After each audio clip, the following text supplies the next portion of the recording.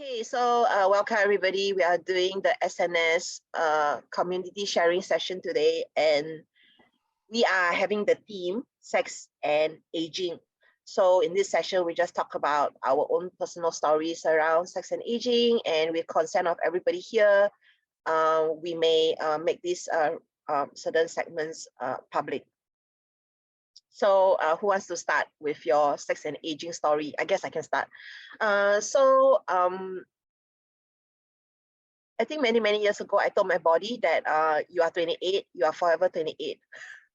So whenever anybody asks me about my age, yeah, I'll give them my real age. I don't have an issue with aging, but every time I tell them my real age, I feel like this is like putting a negative message into myself because I want to stay young. But the reality, our body does go through changes. And notice the changes, especially during COVID, especially during the 6-week lockdown where we were, asked to stay at home and limit our exercise. So being a good Singaporean citizen who is anxious about COVID, I literally did not go out at all. So what happened with the lack of exercise is I started to feel aches and pains in my bodies that I never felt before. And a friend of mine also felt the same thing. So what has happened is the lack of exercise, actually, because I was also trying to limit my exposure. So I only ate once a day, and I actually lost a lot of hair, like 20 strands of hair a day. And so I started to worry about the lack of hair on my head. And I think with aging, what has also changed for me is my skin is drier. I think I'm starting to experience the symptoms of perimenopause. I experience hot flushes, and my skin is drier than ever before. I have a very oily skin. I've always had acne problems. So how this has affected my sexuality is, I think when I hit 40, it really didn't hit me at first because I was still like dating as usual. But I think once I hit like 42, 43, I started to realize that I was actually getting a lot less matches and a lot less men are interested in me since I already hit my 40s. So these are things that if you're not really noticing, it just kind of creeps up on you. Yeah, so I'm very fortunate I haven't experienced things like vaginal dryness yet. Since I teach this for a living, so I know what to do about vaginal dryness. I'm not too worried about that. I think I'm concerned about becoming less attractive. I'm concerned about having white hair. And because of my work as a sexologist, I'm also concerned about getting plumber. And I have been shamed. I have been told by many people I need to lose weight. So instead of telling myself I need to lose weight, I try to focus on being healthy and being active. So what has happened is because of more time in the last few months, my practice is okay, can survive, but I do have more time. So what happened is I tried to exercise more, and as a result of the exercising more, I started to develop right knee pain. So now I have a lot of pain when I go up and down stairs. So instead of stressing my knee, I just like take one step at a time when I go up and down stairs. So all this is making me feel really old, and I do recognize that I probably need to get treatment on my leg. And with regards to my body, I have recently tried to go on a 8-day water fast. So it's less about losing weight and more about being healthy and detoxing my body because I have a lot of food sensitivities. So I thought going on this 8-day fast could help. So yeah, I do accept and recognize that I'm getting older and there is a definite pressure. Not just as a woman, I don't think I feel that much if I wasn't a sexologist, like if I'm just like a normal person on the street. But I think as a sexologist, there's always this pressure of being the sexy sexologist, being objectified, being sexualized, the pressure of needing to be a lot more out there than I feel comfortable, because I do want to be recognized as a professional counselor, and I don't feel I need to be sexualizing myself to get attention. It's not what I want to do. But there are my competitors who are doing that, and there are, of course, younger people who are sexier coming up and getting opportunities that I'm not getting now because I'm older. I'm considered like I guess not the new face. So there's all this pressure, and I just need to recognize that and keep reminding myself to focus on the quality of my work rather than myself as the face. Even though I am the face of my work, but I do try to remind myself that I am more than my face, I'm more than my age, and bring my attention back to the quality of my work. So I mean, even in my work, when I see other sex educators who are really not as sexy, or older sex educators, I do recognize and I do admit my own bias and discrimination around like devaluing their messages because they're just not as attractive looking. So I recognize that at some point in my life, this will probably happen to me. The same way that I'm looking at other people is the same way that is starting to probably start happening with me, especially in an Asian society where we are very image conscious. And so I would love to be one of those older people who is totally comfortable with themselves in every life stage that they're at. So I guess my main thing that I want to say is being aware of the changes that are happening helps with acceptance, because as it is happening, you accept, as it's happening, you accept, as opposed to like just having blinkers on and suddenly it happens and then you have this big shock. So that kind of happened when I gained a lot of weight when I wasn't looking. I think there was 1 year of my life, my mom was going through cancer. The last year of my mom's life, she was going through cancer, and then I was affected by it. And then I stopped exercising because I was actually like feeling a lot of compassion fatigue, and I stopped exercising, I gained weight. And after she died, I did this event, and then I suddenly realized I was so plump. And people said, no, you should love yourself at every stage you're at, which is true. However, I wasn't prepared for it's kind of like you live every day and then you don't realize you have gained weight. So that was like a wake-up call for me that I need to come back to loving my body and taking care of my health. So I always try to look at my relationship with my body as one of love and compassion and health, as opposed to like losing weight to fit into every other person's expectation or social norms. So I think I'm like going on for a bit. I'm not sure whether I'm making sense. So maybe y'all can ask me questions if you want. Yeah, I have a question, Martha. Do you think it's, as a sexologist, it's important for you to have a beautiful image? Does it make a difference, do you think, in your profession? Yeah, I think it's important to be the best version of yourself, to be as beautiful and as healthy as you can, because that's what we are talking about. And it's also a sign of like wellness. It is important because I think clients look to people like us as experts and also as people of inspiration. But at the same time, we need to reflect what's inside for us and what's real and authentic for us. So this is why I feel comfortable with being healthy and focusing on wellness, but I'm not comfortable with sexy because as much as I do see myself as sexy, I don't, and I am very comfortable with my skin, and I'm very comfortable with being sexy with my partner, but I don't feel comfortable using sexiness as a bait. And I also don't feel comfortable with over sexualizing myself, because I ultimately still want to be seen as a professional, because I do work with a lot of clients who are conservative. So there is always a separation in my mind between private and personal. What I want, how I want to live my life privately, and how I want to live my life professionally. So I'm always very conscious of clients who are more judgmental, who are more conservative, and I do want to have that professional persona. And I also do not want to, and because I do get sexual harassment, I also do not want to come across as like a titillating or like kind of like so-called asking for it. All those I prefer to leave it for my private life, to do it in the bedroom. So yeah, anyway.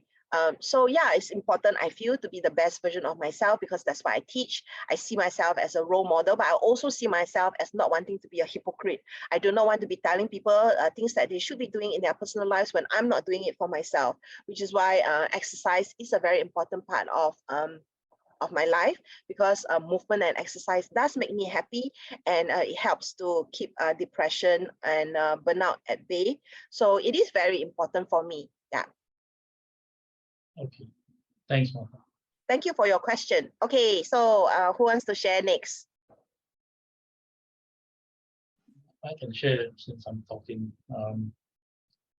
I think, at this stage of my life, right, come to expect and be realistic that, the only one who's going to be interested in somebody like me, somebody my age, right?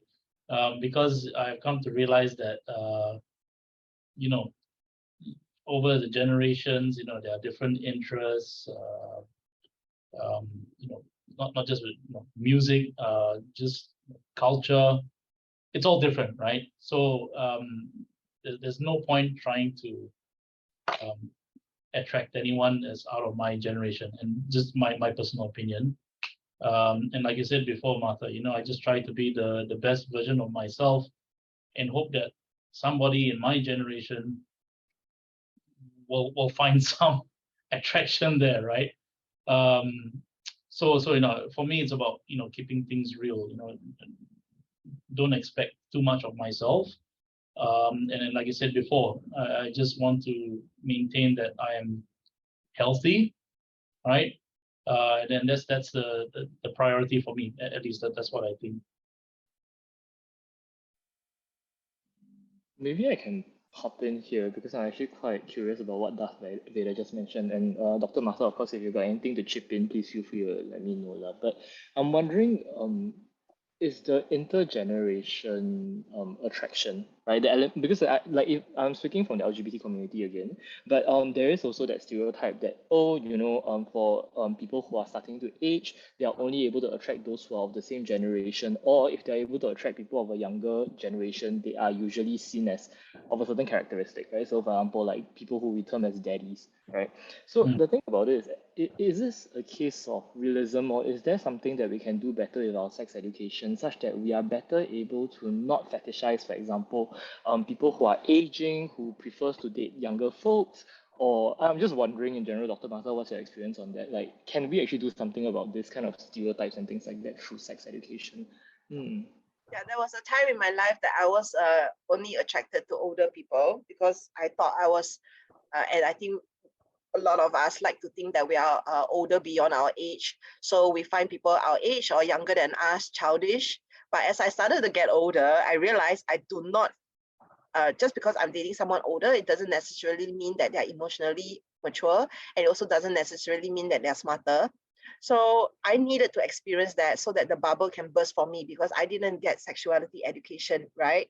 So I had to kind of like, now I'm talking about my personal life, I kind of went through it, and then I realized that just because they're older, it doesn't mean they're wiser. Just because they're older, it doesn't mean that they are more successful or richer or nicer people.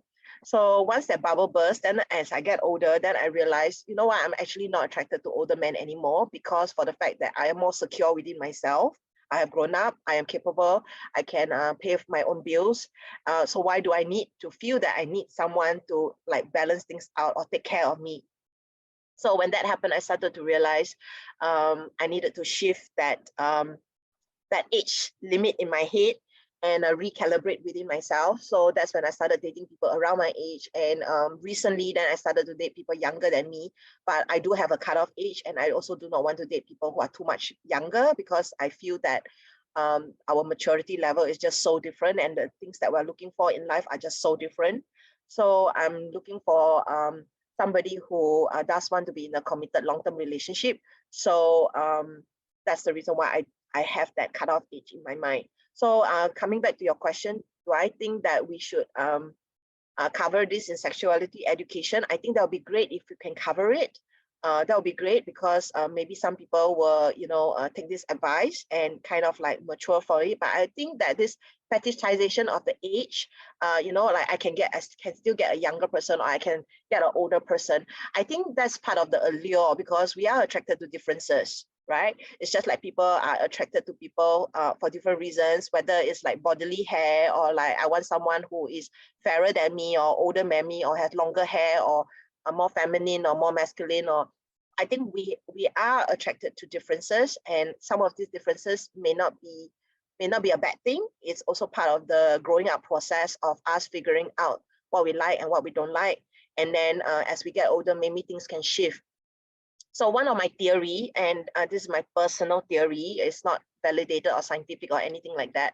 I do have this theory that the reason why as certain people get older, but the kind of people that are attracted remains the same, is because as we are getting older, we may not recognize that we are getting older.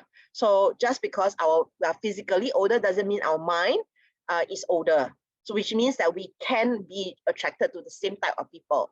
So meaning like a 20-year-old may be attracted to a 20-year-old example. So when they are in their 30s, their 40s, their 50s, their 60s, they can still be only attracted to people in their 20s, because maybe that is the definitive idea in their head of what is an attractive person or ideal sexual partner in their head. So I think as we go through the different life stages, as we get older, I think we need to reflect from time to time, like who we are, what we like, what we want, and recalibrate within ourselves. What I meant just now when I said, like, I started to also start to shift in my head, like what kind of people I want in my life, whether older or around my age or younger. I hope that answers your question, kind of. Yes. So the element of actually moving through different life stages and knowing kind of like what are the characteristics, values that we are looking for, focusing on whether we share the values rather than focusing on, like, let's say, age per se. And of course, Yes. age can be one characteristic, but as in the point is more of, oh, are we sharing the same value? And if I'm 20 and the person is 40, but we happen to be sharing the same value, then there shouldn't be any issues with us dating. There shouldn't be. Yeah. Unfortunately, a lot of times I think we are learning through bad experiences. So when we have a bad experience with certain type of people, then we'll say, oh, I would not want to date this kind of people ever again.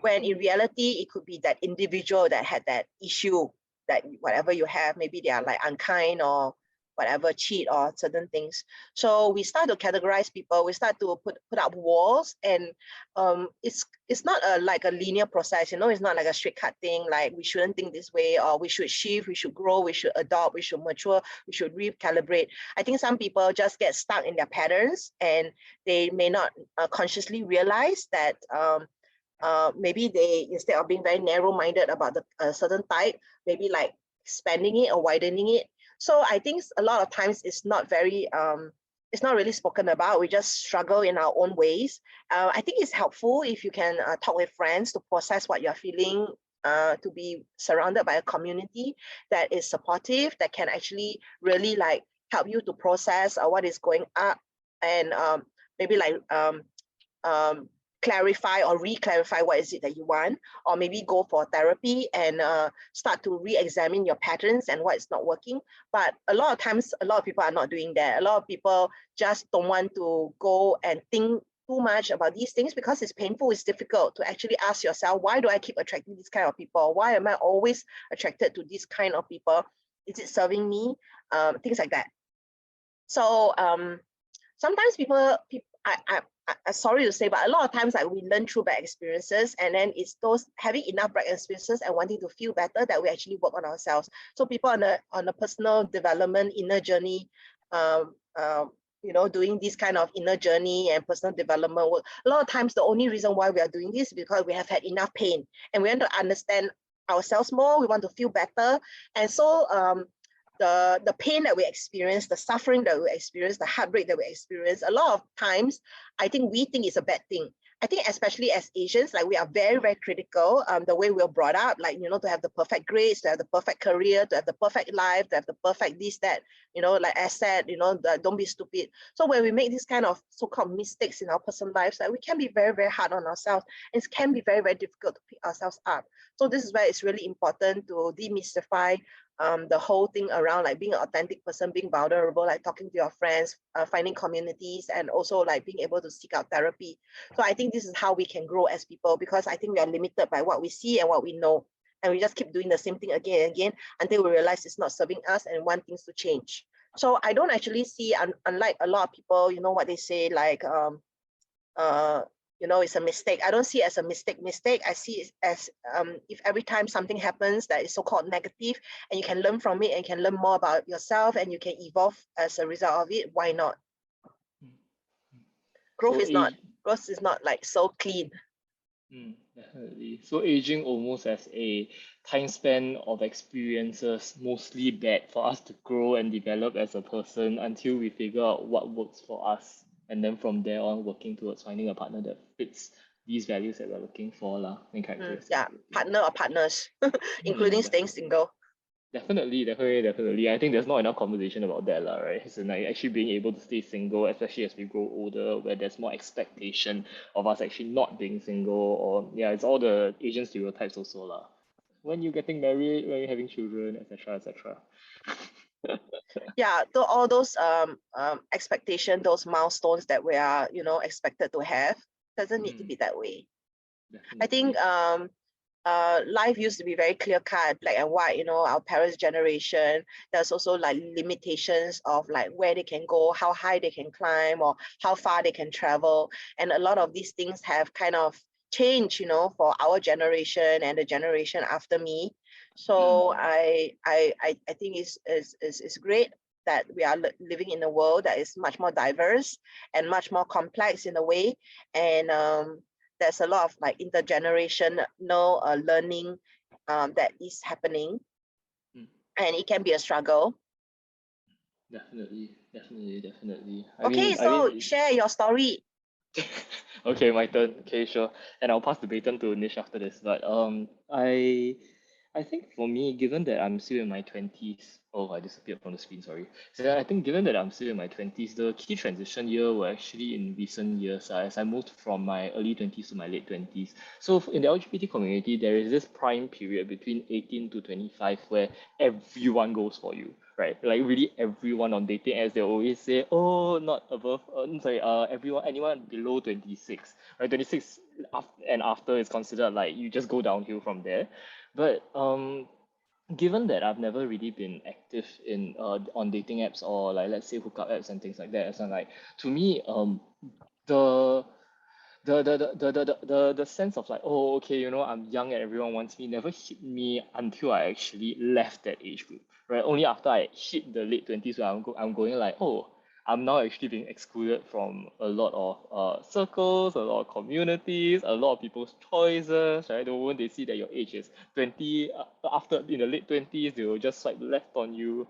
And it's quite demoralizing, which is actually why I spoke about the sex ed question, right? Because I'm wondering, like, with all these stereotypes, is it truly because it's a preference, or is it something that has been conditioned in us to think that, anyone after 25 is just not appealing, right? In the LGBT community, especially where there is no proper sex ed, as in like people learn through hearsay, and there's been this constant feeling like, as in after 25 you lose your appeal.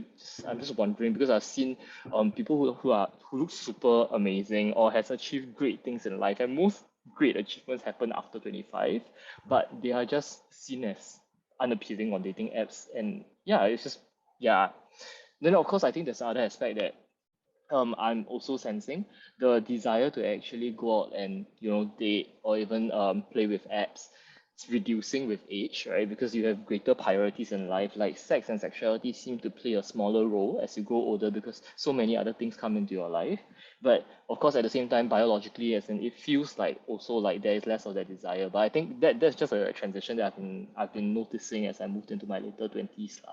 But yeah, that's kind of like my sex and aging story. Although I haven't aged, I haven't really like had enough experience for me to actually share much.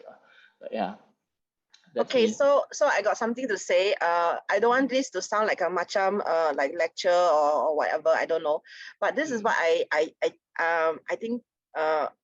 Okay, because I'm heterosexual, so this is what I'm getting. Okay, I mean, this is just through my perspective, which is that younger people seem to be more attractive because maybe they are less likely to have things that are not so attractive, like for instance wrinkles or like age spots or like scars and whatnot, injuries. And so young is seen as like healthy, vitality, fresh out of the oven, and like unspoiled, untarnished. So what happens with the whole thing about the fixation with younger people is also the fact that they are open, curious, gullible, easily manipulated. So when I go on these dating apps and I hear people saying things like, I only want young person because young people are open, curious, fun, creative, doesn't mean that older people are not open, fun, creative. It just means that we are stronger, we are clearer about who we are, what we want, what we don't want. We have clearer boundaries. So the I think the misconception I feel is that younger people can be used, abused more easily, up for anything, try anything. I can do things to them. They don't know themselves. You know, I can push them. I can manipulate them, shape them, and so groom them. You know, things like that, which perhaps is harder with someone who really knows themselves. So I actually think this whole age thing, right, or going for people of a younger age or certain bracket, can also be seen as actually it is the power and control over someone, as opposed to really like coming from a place of love or like you know, so maybe they don't care about this, they just want to have your way with you, you know, use your body. I for lack of a better expression, say use and abuse. So what happens with younger people is because we are so open and we don't know how to take care of ourselves, we actually end up getting hurt, not just physically but mentally and emotionally. So that actually results in the trauma and pain and the difficulty of moving past certain experiences, which unfortunately, like you know, you mentioned the lack of sexuality education, the lack of support can result in these things happening. So this is why I'm a big believer in the importance of learning how to heal yourself and going for support, community, and therapy. Yeah. So I guess what I'm trying to say in a long-winded way is that why are these people going for younger people in the first place, and why only always younger people? It's because they don't know better. It's because they can be controlled, they can be manipulated, they can be used, they can be discarded, they can be abused. I know it's not the same thing, but you can also kind of think a little bit like, why do pedophiles only like young children? Or why is there a cutoff age to these young children? Like the moment they hit puberty, like that's it, you know, throw away. So things like that. And it's always not nice, of course, to be thought of as throwaway. Just like, you know, when I hit my 40s, it did occur to me, suddenly I became also like, you know, like unwanted. So I had to really look into myself and find the value and the love for myself within myself, rather than seek it outside. And I can understand that there are people who may not be in a place in their life where they feel good about themselves in terms of where their career is and where their self-esteem, blah, blah, blah. So I have other things going for me that it didn't hurt me so much, although it did affect me. But I can see how a lot of times our growth is not, you know, all on the same part, right? In terms of finances, career, your sexuality, your self-esteem, like these are some of the areas, or even like your support network, your friends, your closeness with your family. So all these things, if in the ideal world, you know, all these things are like in a healthy level, but of course not so, right? Not so. Okay. So I think I'll just stop here. Do you want to say anything or add anything?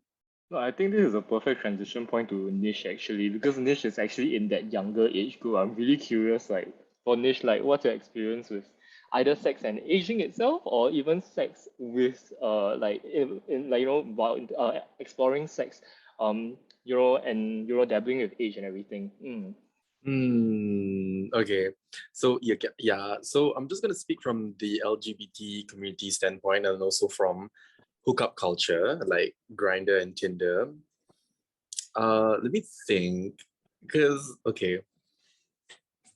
So whatever you guys said about being used and abused because of a very young age, ever since I was 15, I've only been having sexual encounters with older men. And by older men, I mean much, much, much older men. I'm talking about double my age. So actually one of my first sexual experiences was I was 15 and he was 30, 35. So there's like a big no-no right there. And I completely agree with the whole aspect of, you know, they're young, impressionable, I can do whatever I want with them, because that's how it was. That's how my experience was. It was very manipulative. It was very grooming. You know, they like to use a lot of nice words to like reel you in, like, oh, you're very nice, oh, you look very young. I bet young people have like smooth skin. I bet you have smooth skin, don't you? Like these words are used. I'm not saying that every older person does this to a younger person in a hookup app. I'm saying that the grooming is a thing that happens, and most of the time this is how they do it to reel in the younger people on the apps lah. And what else? I also kind of want to bring up how younger people view aging. Because I saw this tweet the other day. This person, he's homosexual, he's gay, and he was tweeting. He said this. I should find a boyfriend by the time I'm 25, because by the time I'm 40, like I won't get any sex anymore. And this is it's not only him. I see this kind of topics talked about like in the community. Yeah, like why do the younger gays, I only see this with gay people, I'm not really sure about the other people in the community, but why do they have a cut-off age for themselves? Like they think that after 40 they won't have a sex life. Like they see themselves as unattractive at the age of 40. Like that's not true, but I wonder why they get this kind of impression lah. So yeah, I think that's all that I have in mind for sex and aging in my experience. Yeah. Oh, Yeah, I want to say something. Sorry, SY. Before I forget, you write down so you don't forget. So I wanted to say that this cutoff age, right? It can be real. It can be real, as in this is really happening within certain communities. Like for instance, you're a heterosexual woman, and then you're 40, and then you hit your cutoff age. In China, they also have a cutoff age. By the time you're not married, you are like called leftover women in China, and like I mentioned, like pedophile, like certain age, like there is a cutoff age. So this cutoff age, whether it's real or not, right, also within ourselves. So let's say I have clients and also friends who actually say things like, and of course, actually somebody here also mentioned, is that oh, I'm this age, I have this, so I guess I'm not going to find love. So I cannot expect to find a spring chicken. Or like, Martha says like, oh, okay, I'm this age, therefore I have a limit. So when we give ourselves this limit, right, cut off age or whatever, I think we actually kind of like shape our own destiny. So example, like my friend, in fact, I have a few friends who say that oh, I'm divorced with kid, who will want me?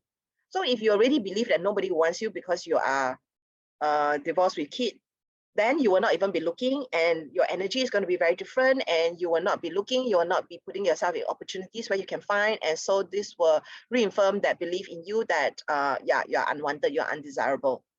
So what we tell ourselves matters. So like for instance, I always choose to be more positive than negative. So yes, I've hit my 40s, but I choose to still believe in love. I choose to still believe in the possibility of finding partner or partners.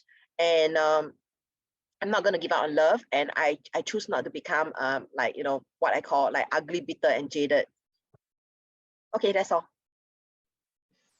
no, definitely, and it's admirable. I think it's very difficult to hold that confidence, especially as you get older. I think I'm feeling it every year, but every year that passed. But I guess the point that I wanted to bring up was two things. One, I think another aspect that we haven't managed to talk much about is this idea of intersectionality. So the thing is that as in sex and aging, it hurts for everyone, but I think it particularly hurts if, let's say, you come from specific minority background or disadvantaged background, right? So for example, if you are, let's say you come from a lower socioeconomic class, you don't have that ability to, let's say, maintain yourself the way that, let's say, someone of a higher socioeconomic background can maintain themselves, right? Another issue would be, I can think of, would be physical health or mental health, right? Let's say if you do have certain physical health ailments that may put you backwards as you age, right? That is going to affect you so much more than another person who might not have any physical health issues as they age, right? So one can be way more sexually active than another. So I think it's in like all these elements of sex and aging, there needs to be a consideration of intersectionality as well as its impact on a person's ability to be sexually active or sexually healthy. Then the second part that I actually wanted to bring up was actually this idea of, okay, we know that we need to stay confident with and comfortable in our own self if we want to maintain a sexually healthy lifestyle even as we age. What are some tips, Dr. Martha, that you might have aside from, let's say, just now I think you mentioned eating healthy, exercising healthy? What else can we do to actually maintain that confidence without falling into, let's say, a vicious cycle of, let's say, being overly conscious of our own body? I mentioned that because I think, especially in the LGBT community, there's a rising case of body dysmorphia. Right, people who think that I have to exercise like mad to be super buff so that I remain attractive as I age, right? But we know that that's not healthy from a psychological perspective. So what else can we do to maintain a sexually healthy lifestyle as we age? Yeah, so I think this thing I want to say is, your words shape your reality. So the way you think affects the way you feel, affects the way you act. So if you keep thinking something, and then it becomes your truth. You actually start to believe this. So it may start off as a thought, then you keep thinking it or obsessing over it, and then it becomes a belief. Like for instance, if I'm strong, if I'm buff, if I have muscles, then I will be able to get this partner, this or that partners. I will be considered attractive. But there are so many definitions of attractive, so many shades of attractiveness, and I like to believe there's someone for everybody, because of the diversity of the world that we live in. There's no way, I'm in an Asian body. There's no way that I can also be all things to all people. I am not Caucasian. I can put on a wig, but I will still not be a Caucasian. But we can definitely pretend. So what I'm trying, anyway, coming back to what you said about body dysmorphia, what I like to think or tell myself is do your best, let go of the rest. So this is like one of my favorite mantras.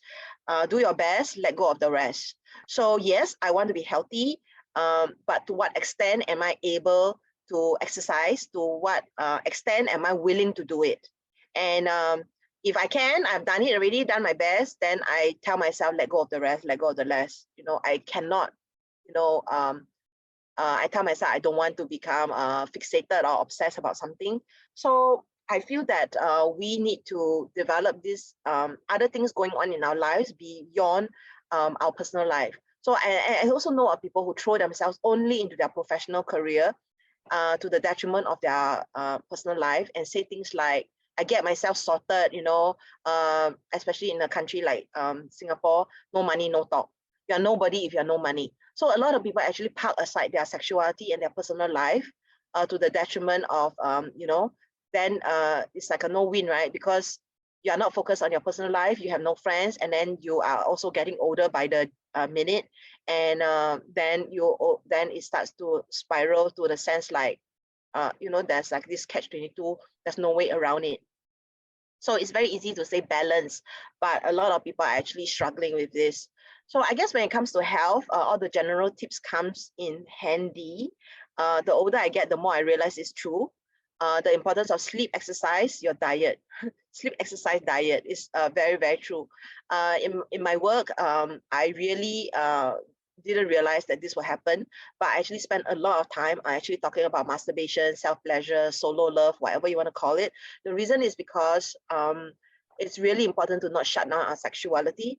Even if you're by yourself, yes, it's not the same, but and yes, there are people who think of masturbation as a close cousin of abstinence or like it's pathetic, but I really like to reframe it to actually staying connected to your body with your sexuality, rather than seeing masturbation as a negative thing. So I would even add exercise, diet, sleep, and self-love, self-care is very, very important. So doing what you can, let go of the rest. I think it's true of everything. People who are more informed, more educated, they will make better choices. And people who are more affluent, people who are more have more opportunities in life, they tend to do better, they age better. And the reality is we live in an unfair world. So the older I get, the more I recognize my privilege, and the more I actually realize it's so important to not be another person who puts out more hate and more pain into the world, meaning like not judge people so harshly, and be kind in every situation that I can. Yeah, that's all. I hope I answer your question. Definitely, definitely. Maybe I have another open question. This is open to anyone who's on this call today. But I'm just wondering, as we are aging, right? And I mean aging as in whichever life stage we are in, how have we allowed ourselves to explore ourselves sexually more, right? Beyond what, let's say, we started off in the past. Like for example, most of us start off masturbating, and then thereafter maybe we've engaged in other things. How have we allowed ourselves to be exploratory as we age? Open question to anyone.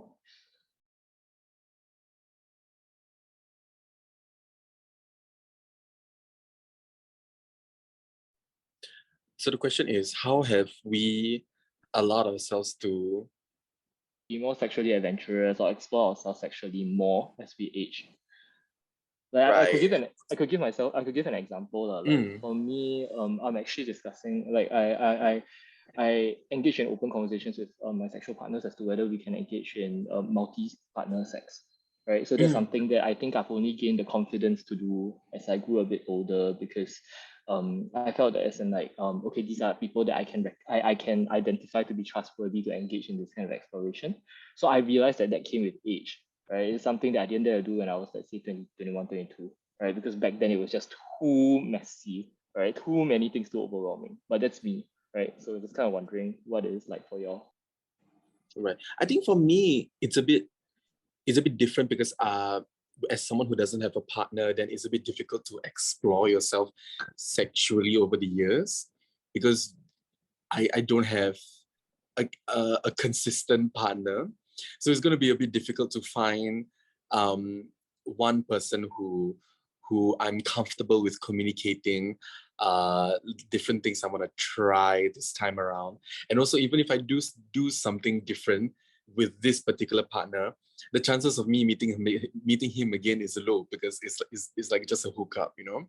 So with the people that I guess I do meet more than once, then that's when I get comfortable. Okay, let's try something else. But that hardly ever happens for me lah. So I guess you can say right now I'm still in the process of being comfortable and in the process of exploring. Yeah, so it's a work in progress. Definitely. No, it's great. It's great that you are working on it. I mean, it's a journey for all of us, right? What about the other participants? If you have anything to share, of course. I think being more adventurous is about, and I'm talking about being in a relationship. I tend to be more accepting of what my partner wants, right, as opposed to what I want. So sometimes I feel obligated to be a bit more adventurous, not for my sake, but for the sake of my partner who may want to explore, right? I'm not just doing it for myself, but I guess from my own personal perspective, I have to draw the line where I don't think things are right. I wouldn't do things that I wouldn't agree on. If I feel very strongly against it. I hope that makes sense, right? Basically, what I'm trying to say is that I don't just do things for myself. I do it for my partner as well. If I think that my partner is wanting it, or wanting to explore. Definitely. So almost the element of like, because you're in a relationship, you have the opposite experience of Nish, where it's like you actually have to go out of your comfort zone in order to, let's say, satisfy some of your partner's wants during sexual activities and things like that. But then at the same time, you're also drawing boundaries, of course, to certain things that you're not comfortable doing or are totally out of your value system. That's what I'm hearing. Right, and I think that goes both ways, right? And of course, I would appreciate it if my partner also shows that same level of respect for me, also. Definitely. it's a different journey for everyone, and definitely sometimes it works. I think kind of like what Dr. Martha said just now, there's a bit of element of like we are all still learning through bad experiences. Some experiences work out better than others. Yeah. But also pulling to Nish's point just now, actually Nish, I realized that a lot of the people that I trusted to engage in such exploratory activities are not always my romantic partners. So why I say that is because I realized that a bit like what Darth Vader just mentioned just now, sometimes there are certain desires to fulfill wants of your romantic partner for the sake of the romantic relationship. And from there, you actually have to forego certain sexual needs or sexual desires or sexual exploratory activities. So actually, a lot of the times, these exploratory activities that I spoke about just now were with friends I trusted. So my experience was actually very much shared with you in that sense. But what about yourself, Dr. Martha? What, like how with sex and aging, how have you engaged in more exploratory exploratory activities for yourself? Yeah, so I'm very, very fortunate, and I really want to say I'm very fortunate that I had really positive initial sexual experience. So it was really, really positive, really loving, really empowering.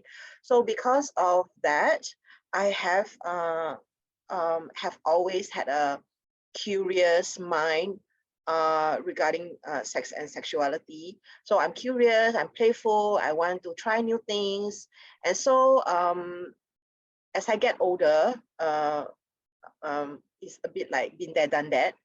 But yet I'm not jaded about sex. So instead, I'm interested in not just the physical act of sex, but the emotional act of sex, and also the different things we can do around sexuality and expression, and then also the more spiritual aspect of sex, for instance, like tantric sex, eye gazing, and all these other playfulness that can happen as I get older, because I also have a lot of knowledge around sex and sexuality. So to me, it's like this subject is something that has become richer and richer and fuller and fuller as I got older. So I really appreciate that it all came from a place of positivity and confidence. And I say this because a lot of my clients cannot move past that. They cannot talk about being playful and creative in the bedroom because they have experienced trauma, they have experienced difficulties, rape, assault. And so it's very difficult when you don't have that foundation of safety. It's very difficult for them to feel safe and be playful and express in the bedroom.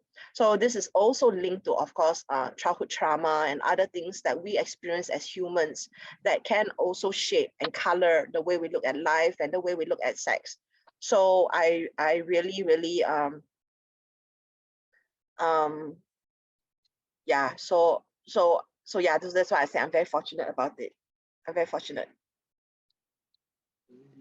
I think you're definitely right in that. As in the first few experiences often mark how we view sex, even as we age, especially as we age, right? So like even I myself, I can remember that, and like I was fortunate to have friends who actually taught me, right, things to do to protect myself, things to do to actually enhance the sexual activity and the experience. And I think many of these lessons are lessons that I bring to myself even up until today. Yeah. But yeah, it's difficult, lah, right? It's difficult for people who started off with a traumatic experience to move past that and the experience of trauma and to embrace their sexuality again. Okay, so so shall we have some last words before maybe we close off the call, because I realize that we are actually almost out of time as well. Yeah. So maybe we can talk a bit about our last thoughts about sex and aging before we close off the call. Anyone wants to take the bait? A few words. Sex doesn't stop after 40 or any age. Age gracefully, it's communication is very important. I always say this. That's what I've learned today.